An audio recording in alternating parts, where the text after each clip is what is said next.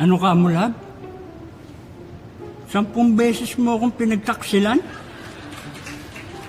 Oo, kasi naalala mo nung may sakit ka.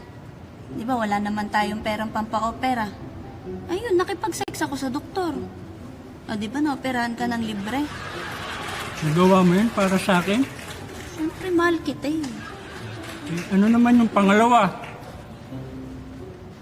Di ba na-promote ka sa trabaho? Ayun, nakipag-sex ako sa boss mo para ma-promote ka. Ganun kita kamahal. Talaga? Nagawa mo yun para sa akin? Siyempre. Dapat ako mahiya sa'yo ah. Salamat ah. Pero,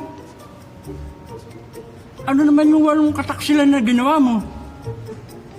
Di ba nung nakaraan nanalo ka sa 8 players na professional golfers? Nanalo nga ako dun eh. Eh di ba hindi ka naman marunong mag-golf? Oo nga. Ano nga ba akong nanalo ron?